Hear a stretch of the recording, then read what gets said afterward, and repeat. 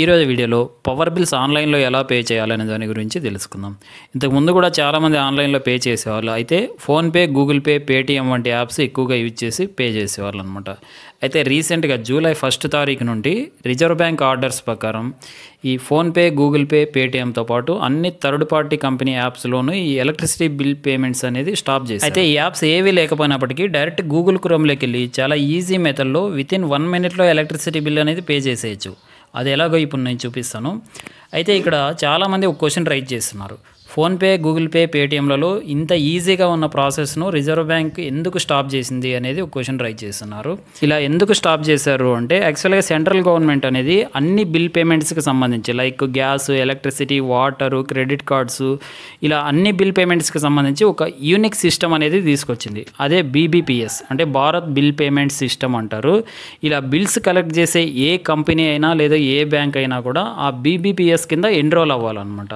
ఈ Bharat bill payment system యొక్క main ఉద్దేశం ఏంటంటే ఎవరైనా కస్టమర్ బిల్ పేమెంట్ చేసినప్పుడు ఆ కస్టమర్ అకౌంట్లో విత్డ్రా చేసిన అమౌంట్ వెంటనే బెనిఫిషరీకి యాడ్ అయిపోవాలి. సపోజ్ మనం ఎలక్ట్రిసిటీ బిల్ పే చేసామంటే బిల్ పే చేయగానే మన అకౌంట్లో అమౌంట్ విత్డ్రా చేయబడుతుంది. అలా విత్డ్రా చేసిన అమౌంట్ వెంటనే డిస్కమ్కి చేరిపోవాలి. APSPDCL కానీ CPDCL కానీ అక్కడ బెనిఫిషరీ ఎవరైతే ఉన్నారో వాళ్ళకి యాడ్ అయ్యి. కానీ ఇక్కడ ఫోన్పే, గూగుల్ పే, పేటీఎంతో పాటు ఇంకా కొన్ని థర్డ్ పార్టీ కంపెనీ యాప్స్లో బిల్ పేమెంట్ చేసినప్పుడు పేమెంట్ చేయగానే ఫస్ట్ మన అకౌంట్లో అమౌంట్ విత్డ్రా అవుతుంది. అలా విత్డ్రా అయిన అమౌంట్ డైరెక్ట్ బెనిఫిషరీకి యాడ్ అవ్వకోకుండా ఈ రిలేటెడ్ కంపెనీ దగ్గర సర్టన్ టైం వరకు హోల్డ్ చేయబడుతుంది.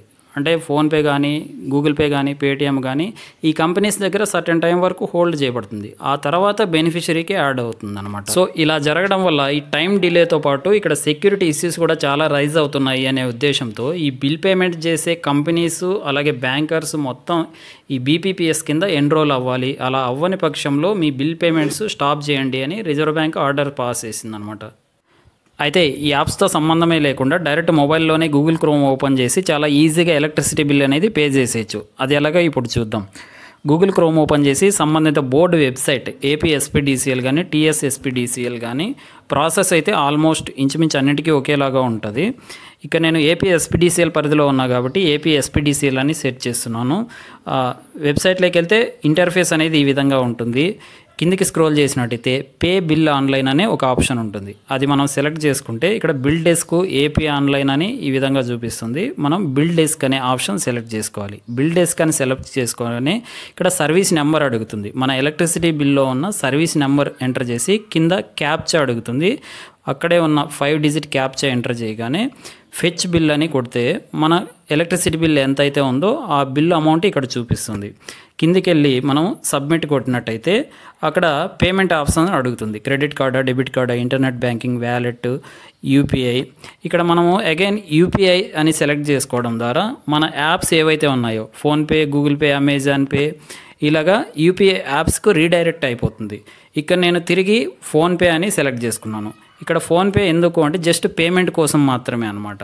ఫోన్పే అని సెలెక్ట్ చేసుకోగానే ఆ పేమెంట్ అనేది చేస్తున్నాను. సో ఇప్పుడు పేమెంట్ కూడా కంప్లీట్ అయిపోయింది. ఈ విధంగా పేమెంట్ కంప్లీట్ అయిన తర్వాత అక్కడ ఒక రిసిప్ట్ కూడా మనకు చూపిస్తుంది. దాన్ని మనం ప్రింట్అవుట్ కానీ లేదా స్క్రీన్ షాట్ కూడా తీసి పెట్టుకుంటే అయిపోతుంది అనమాట. సో ఈ విధంగా చాలా సింపుల్గా మనం గూగుల్ క్రోమ్ ద్వారా కూడా ఎలక్ట్రిసిటీ బిల్ అనేది పే చేసేయచ్చు.